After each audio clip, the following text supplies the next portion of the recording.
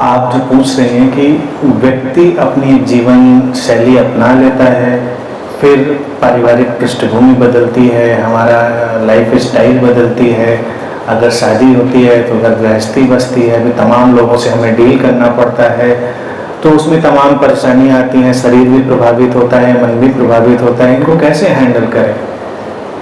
देखिए, मेरे हिसाब से गृहस्थी जो है ना, वो सबसे बड़ी तपस्या है। साधना अलग से करने की कोई ज़रूरत नहीं है, आपको वहाँ पर अपनी विजडम को पैदा करना है।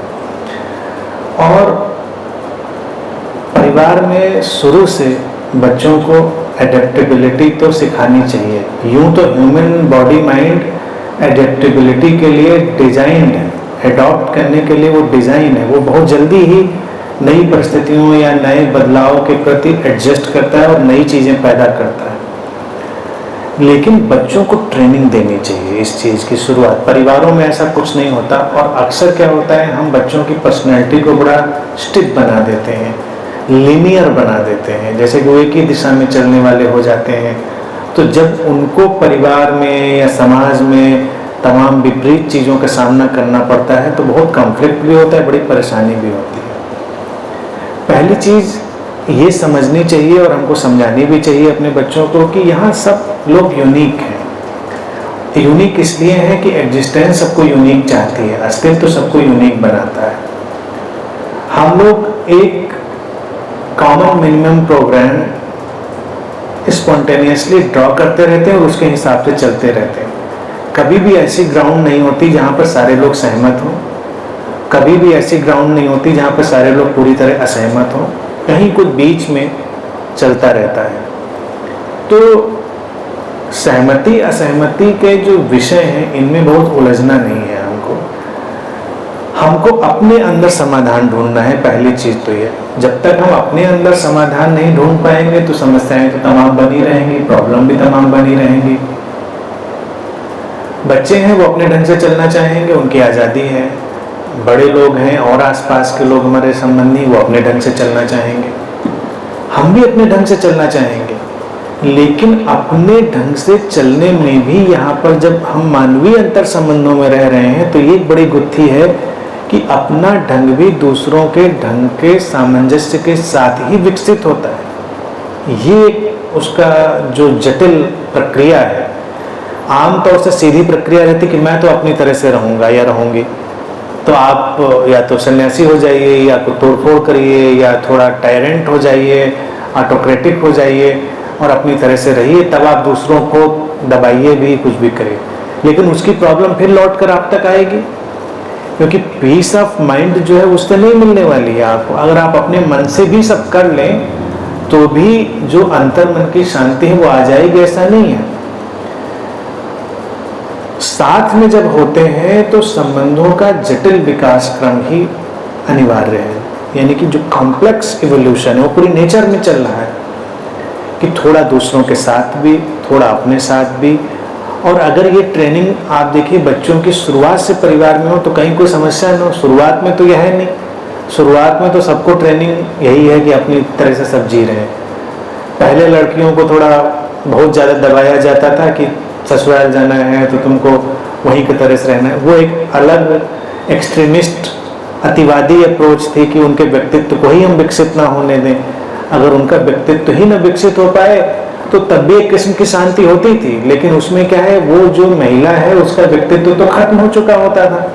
यानी कि जो इस तरह से ढाल दी गई हो बच्ची कि तुमको तो जाना है दूसरे घर में और तुमको उसी तरह से रहना है, उसका माइंड इस सुझाव से लगातार कंडीशनड हो चुका है। तो उसने कहा ठीक है, फिर ये तो यही है। तो उसने कोई रिवोल्ट नहीं किया, कोई विरोध नहीं किया, एक्सेप्ट कर लिया। लेकिन अब हम पढ़ रहे हैं, समझ रहे हैं, अपने व्यक्तित्व को विकसित कर रहे हैं, सब चीज़ें। उस स्थिति में ये सोचना कि हम बिल्कुल ढल जाएंगे किसी के हिसाब से, ये तो संभव आज के वक्त में होता नहीं। लेकिन ये भी बात उतनी ही मिथ्या है कि हम बिल्कुल ही नहीं ढल सकते हैं, ये भी उतना, क्योंकि संबंधों में तो हमको थोड़ा ढलना होता है।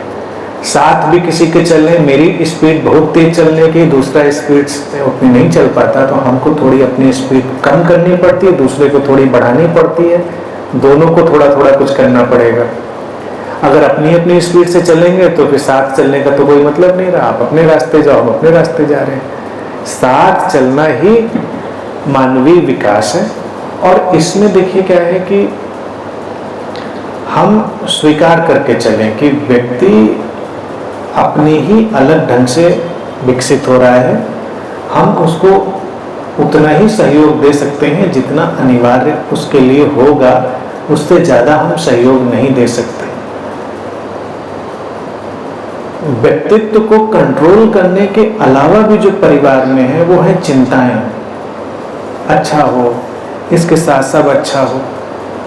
इस चीज को रिप्लेस करना पड़ेगा आस्था से, ट्रस्ट से। अभी तक परिवारों में ट्रस्ट का कोई स्थान नहीं रहा है। वहाँ चिंता है, चिंता के उपाय हैं और सारा जो कर्मकांड जाल है सब उसके पीछे है। ट्रस्ट ये है कि अस्तित्व ने अगर किसी को जीवन दिया है तो उसका ख्याल भी करेगा। हम किसी के दिमाग में जाके उसको कोई बात तो समझा नहीं सकते। समझता तो हर कोई अपने आप है। आपने कौन सा समझ लिया था किसी के कहने से? जब भी कोई समझ आई आपको अपने से ही आई, दूसरों ने सहयोग दिया था। बस मैं ही इतनी बात कह रहा हूँ, लेकिन जिसको जितना जैसे समझना है उतना वैसे ही समझेगा। ऐसा तो संभव नहीं है कि सब बिल्कुल समझ गए सारी बात, अपने अपने ढंग से। तो परिवार में भी यही बात देखनी चाहिए। हम बात रखना हमारा अधिकार है और हमारी जीवन जीने की सहज अवस्था भी हम अपनी बात रखते हैं। लेकिन ये आग्रह कि कोई दूसरा समझेगा ही, इसकी कोई ज़रूरत नहीं है। ये आग्रह हटा लेंगे तो हमारा तमाम तनाव चला जाएगा। फिर जो चिंताओं का एक प्रोसेस डाला गया है परिवार में, वो एक स्यूडो क्रिएशन है जो भय पर आधारित है। और परिवारों को अभी तक खड़ा किया गया भय पर। फिर उसी परिवार के यूनिट से समाज बनता है, उसको भी खड़ा किया गया भय पर। उसी यूनिट से राष्ट्र बनता है, राष्ट्र को भी खड़ा किया गया भय की यूनिट पर। उसी के बीच रिलीजन आ जाते हैं, कल्ट आ जाते हैं, उनको भी खड़ा किया गया भय की जमीन पर।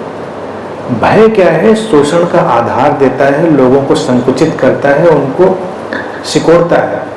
क्योंकि लगता है कि भाई कुछ तो करना होगा, कुछ तो करना होगा, कैसे बचेंगी चीज़ें, हमारा राष्ट्र कैसे बचेगा हमको। और आप कर कुछ नहीं रहे। एग्जैक्टली परिवार में भी जो चिंता और भय है वो इसी बात का है कि क्या होगा, कल क्या होगा, मेरे बच्चों का कल क्या होगा, मेरे रिलेटिव्स का, मेरा कल क्या होगा। किसी को नहीं पता क्या होगा, कोई नहीं जानता, ना कोई कंट्रोल कर सकता है। अभी हम जो कर सकते हैं बस उतना कर सकते हैं। तो उतनी बात बस हम जानते हैं और उतना काम करते हैं। तो इस भय को रिप्लेस करें ट्रस्ट से। ट्रस्ट, फिर वही जो ट्रस्ट का देखिए सॉफ्टेस्ट और क्लियर फॉर्म आएगा लव, प्रेम। आप प्रेम करिए, जो आपसे संभव है सामने उसके लिए करिए, सहयोग करिए, चीज़ों को आगे जाने दीजिए, कोई चिंता की बात नहीं।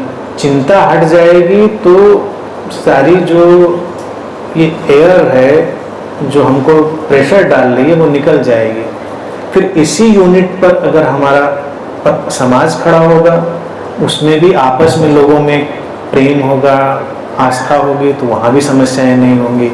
उसी से अगर कोई स्पिरिचुअल एक्टिविटी या रिलीजन पैदा हो तो उसमें भी कोई समस्या नहीं होगी। और उसी पर अगर कोई राष्ट्र खड़ा हो तो उसमें भी कोई समस्या नहीं होगी। लेकिन अभी सब भय चिंता पर खड़े हुए हैं। और दूसरा इंग्रेडिएंट इसमें लोभ का भी आ जाता है, जो कि इग्नोरेंस है, कि हमको कुछ पाना है, दूसरे को कुछ देना है। ऐसा नहीं है, हम तो आउट ऑफ लव जो बन पड़ रहा है शेयर कर रहे हैं एक दूसरे से। परिवार अभी देखा जाए बहुत स्वार्थी प्रक्रिया है।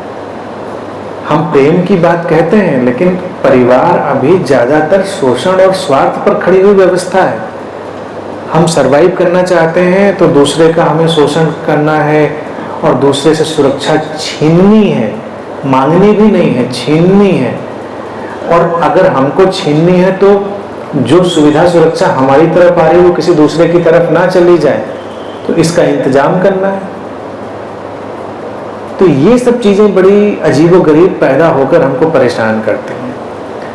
इस सारी व्यवस्था के बीच अगर हम मानसिक रूप से शांत हो जाएं, ठहर जाएं, पूरे जीवन को स्वीकार कर लें, जो जैसा है उसको उतने ही ग्रेसफुली स्वीकार कर लें, किसी को बदलने की कोशिश न करें। लोग आपको बदलने की कोशिश कर रहे होंगे, उनको अपनी कोशिशें करने दें, आप अपने जैसे रह जाएं और उनको इस भ्रम में रहने दें कि वो बदलने की कोशिश कर पा रहे हैं। क्योंकि ये भी दिखाना कि नहीं नहीं आप मुझे बदल नहीं सकते, आप क्या सोचते हैं आप मुझे बदल देंगे, तो एक संघर्ष शुरू होगा। आप अंदर जान चुके हैं कि मुझे कोई बदल नहीं सकता, क्योंकि डिजाइन तो अस्तित्व तय करता है, ईश्वर तय करता है, मतलब टोटलिटी ईश्वर से मेरा तात्पर्य है। लेकिन लोगों को इस भ्रम में रहने देने की कोशिशें हो सकती हैं, चलिए मैं और आप भी जो अपने प्रयास करते हैं उनको भी करते रहें, उनमें भी कोई अड़चन नहीं है। लेकिन डीप डाउन ये जरूर जाने कि आपके प्रयासों के वैसे ही परिणाम आएंगे, इसकी कोई गारंटी नहीं है, क्योंकि वो परिणाम तो टोटलिटी लाएगी, अस्तित्व लाएगा।